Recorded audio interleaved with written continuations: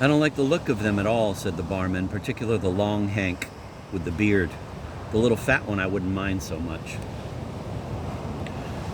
You keep out of it, said Mr. Gast. He went and stood by the door to take civil leave of his customers whose departure, in a body, was now clearly imminent. Most of them climbed aboard old high-slung Fords. Others dispersed through the village in search of bargains. Others gathered talking in the rain, which did not seem to incommode them. They were perhaps so pleased, who knows, for professional reasons, to see it fall that they were pleased to feel it fall, wetting them through. Soon they would be on their way several ways, scattered along the muddy roads, shadowy already in the last gleams of niggard day. Each hastens towards his little kingdom, his waiting wife, his beasts snugly stalled, his dogs listening for the coming of their lord. Mr. Gast returned to the saloon. Have you served them, he said. Yes, said the barman. They made no remark, said Mr. Gast. Only not to be disturbed, said the barman. Where's Patrick, said Mr. Gast. At home or in hospital? I think he's at home, said the barman, but I wouldn't vouch for it. You don't know a great deal, said Mr. Gast. I keep my mind on my work, said the barman. He fixed Mr. Gast in the eye. On my duties and prerogatives, he said. You couldn't do better, said Mr. Gast.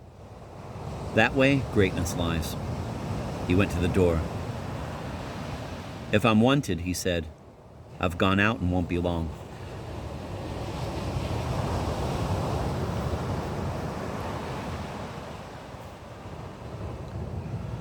He went out sure enough, and sure enough was not long. Dead, he said. The barman wiped his hands in haste and crossed himself. His last words, said Mr. Gast, before yielding up the ghost, were unintelligible. Not so his second to last, a gem of their kind, namely, a pint. For the love of Christ, a pint. What ailed him exactly, said the barman. How many days had he coming to him, said the barman. He drew on Saturday like the rest, said the barman. Negligible so, said Mr. Gast. I'll send a sheaf. A good pal as ever was, said the barman. Mr. Gast shrugged his shoulders.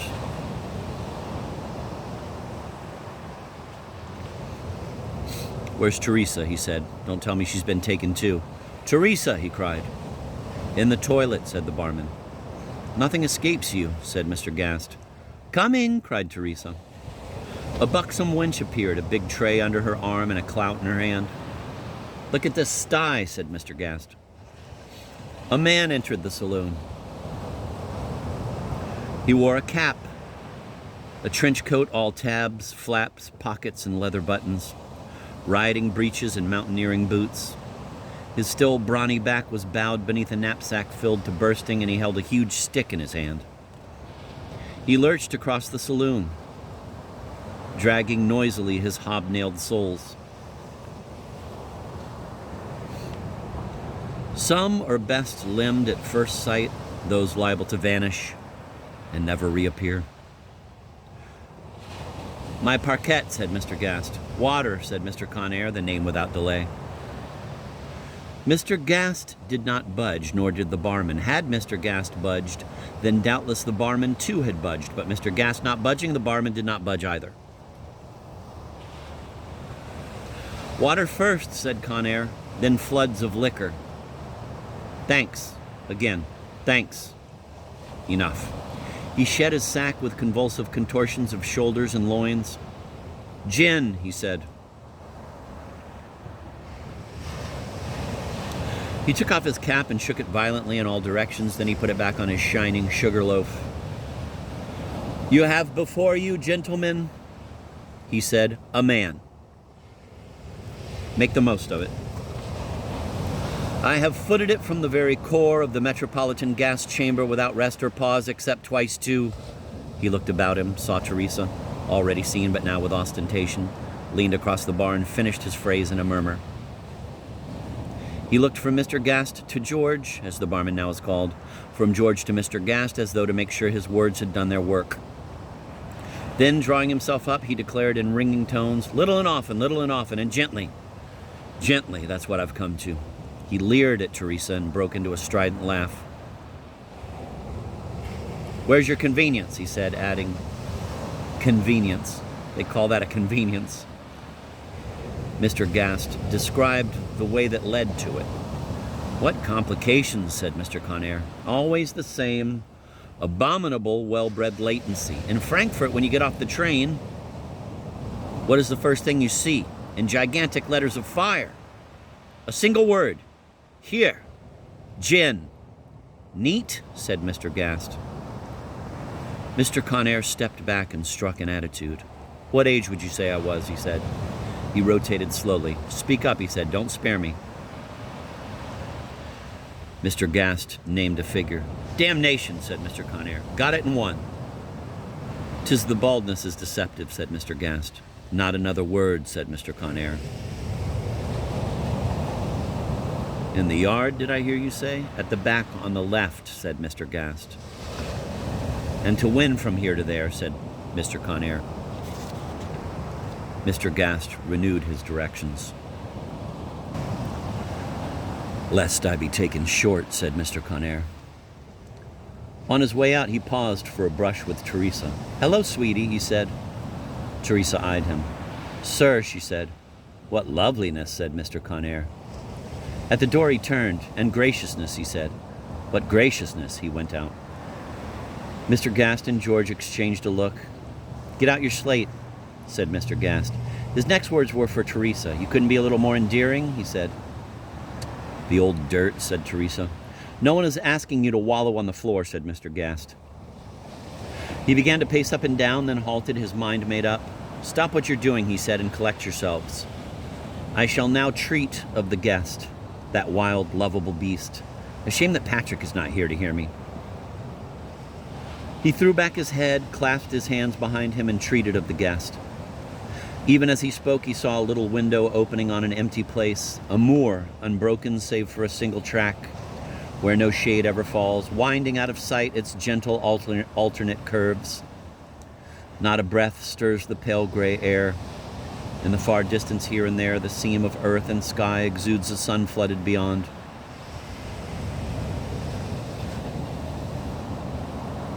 It seems an autumn afternoon, late November, say. The little black mass slowly approaching gradually takes shape, a tilted wagon drawn by a black horse, without effort, saunteringly. The wagoner walks ahead, flourishing his whip. He wears a heavy greatcoat, light in color, its skirts trailing on the ground. It may even be he is happy, for he sings as he goes, in snatches. Now and then he turns, no doubt to look inside. As he draws near, he seems young. He lifts his head and smiles. That will be all for today, said Mr. Gast. Impregnate yourself with these considerations. They are the fruit of an eternity of public fawning and private snarls. I make you a present of them. If I'm wanted, I'm out. Call me at 6, as usual. There's something in what he says, said George. There's men all over for you, said Teresa, no more ideal than a monkey. Mr. Conair reappeared, enchanted to have got it over so fast.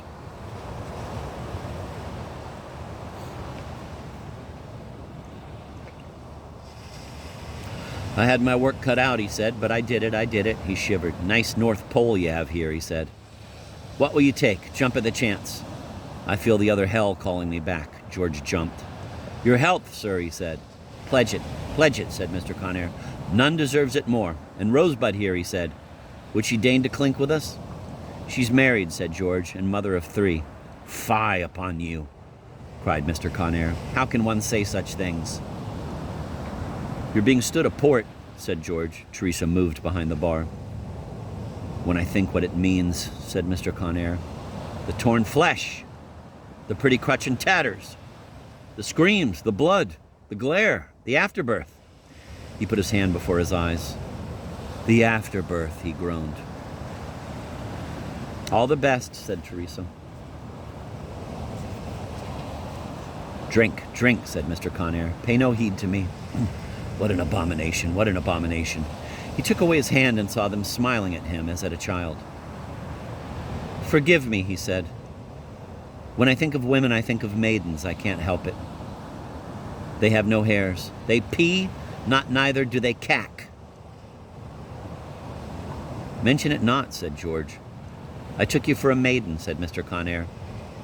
"I give you my oath, no flattery intended. On the buxom side, I grant you. Nice and plump, plenty of bounce. A bosom in 1,000, a bottom in 1,000,000, thighs..." He broke off. "No good," he said, not a stir out of him. Teresa went back to her work. "I now come to the object of my visit," said Mr. Camier. "Would you happen to know of a man by the name of Camier?" "No," said George. "Strange," said Mr. Camier. "Seeing I was to meet him here, this very place, this very afternoon. Here's his card." George read, "F. X. Camier, private investigator, soul of discretion." "New one on me," said George. "Small and fat," said Mr. Camier.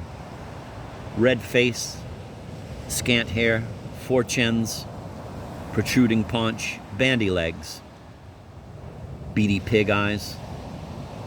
"There's a couple above," said George. "Showed up there a short time back." "What's the other like?" said Mr. Camier. "A big, bony Hank with a beard," said George. "Hardly able to stand, wicked expression."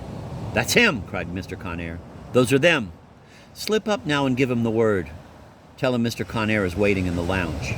Co-nair."